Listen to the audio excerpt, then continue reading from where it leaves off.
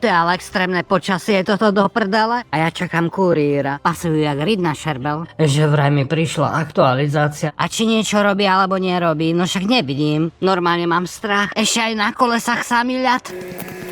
A na čo to je dobré? Blbosť. Čo z toho, že máme Android? A vtedy nosím telefón na šňúrke. Však ledva viem, čo je to iOS. Nie to ešte UVB. Keď ešte veril Elonovi a nevedel, že je taká slubotechna.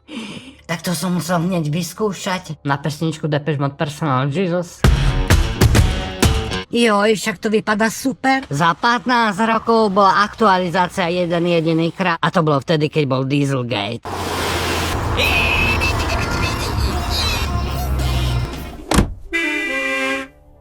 Ahoj, ja som Tesla Oslík a dnešné video bude také improvizačné. No, čo už, lebo viete čo sa stalo? Joj, začal mi pípať telefón, že vraj mi prišla aktualizácia do Tesly. Joj, a ja som zrazu nevedel, čo mám robiť. Že to bude trvať asi hodinu a za vtičkom nemám nič robiť a tak ďalej a tak ďalej. Veď sám som zvedavý. To je ale extrémne počasie toto do prdele a ja čakám kuríra. No, tak som zvedavý, či vôbec dojde. A to do avtička prišla akurát aktualizácia, no čo bude trvať asi hodinu, avšak ani nič neuvidím, však aha.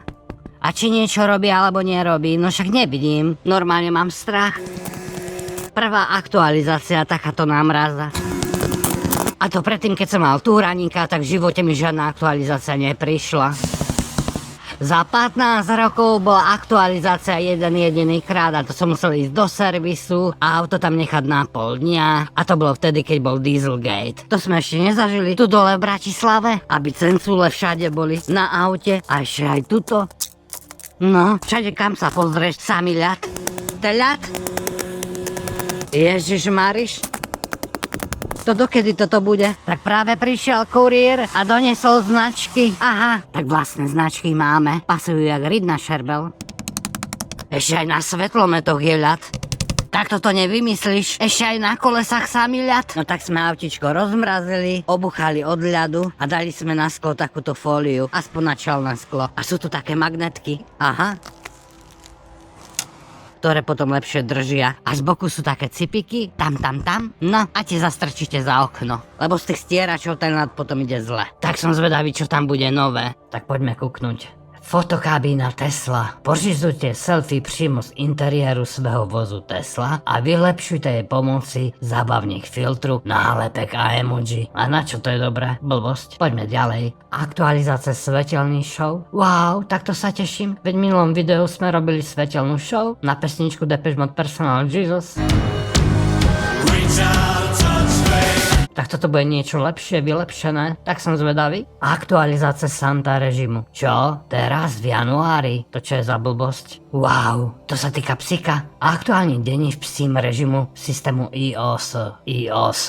To ako Apple? Jaj bože, čo z toho, že máme Android? Zapomenutý telefón. Joj, inak je to pravda. Veď kým si na to zvyknete, že nepotrebujete kľúče. Veď ja som si telefón tam už zopárkrát zabudol, ale našťastie ma nevymklo. A vtedy nosím telefón na šňúrke. Aha, také je to. Takže telefón mám vždycky na krku. Ale čo z toho, keď nepotrebujete kľúč? Teraz zabudám sem tam kľúče od domčeka. No, detekce klíče v telefónu vyžaduje zařízení s podporou UVB. A čo je UVB? Však ledva viem, čo je to iOS. Nie to ešte UVB. Vylepšení navigace. Nové môžete zmeniť pořady obľúbených položek v navigácii pridaním špendlíku a zobrazovať navrhované ciele na základe nedávnych cest a návyku. No a keď už mám návyk na staré, tak čo potom? Zase návyk na nové? Toto vypadá zaujímavo. Lakovna. Prispôsobte si avatar Tesla pomoci vlastního tonování oken, textúr a registrační značky. Nebo se vytvorte a pomoci USB flash disku nahrajte vlastný. Tak to som musel hneď vyskúšať. No, tak podľa inštrukcií som stiahol template a vytvoril som takúto grafiku. Aha, pretože sme fanúšikovia Depeche Mode, ja aj Ujko, tak sme vytvorili takúto Depeche template. Tak som zvedavý, ako bude vypadať naozaj. Joj, však to vypadá super. No, tak to vypadá spredu a boku a máme depešacké auto, už ho stačí iba polepiť, ale to niekedy na jar. Aktualizácia prolížeče palubní kamery. Klipy z palubní kamery nové obsahuje ďalšie podrobnosti, napríklad o rýchlosti, uhlu natočení volantu nebo stavu automobilového řízení. To je zložité. To je pre Ujka, nie pre mňa. Ukladaní limitný úrovne nabíjení podľa místa. Toto nastavenie sa automaticky použije pri ďalším nabíjení na stejnom míste. To znamená, keď som doma, tak stále bude 100% a keď bude preč, tak to bude len takých nejakých 20%. Však uvidíme v praxi. Simulátor dokovaní SpaceX. 3D simulátoru dokovaní ovládate a navádite raketu pomoci ovládacích prvkov vychádzajúcich ze skutočného rozhraní používaného astronauty NASA. Wow, to znie zaujímavo. Však Ujko aj počas covidu urobil remix pesničke Human s názvom Victory SpaceX Remix, keď ešte veril Elonovi a nevedel, že je taká slubotechná.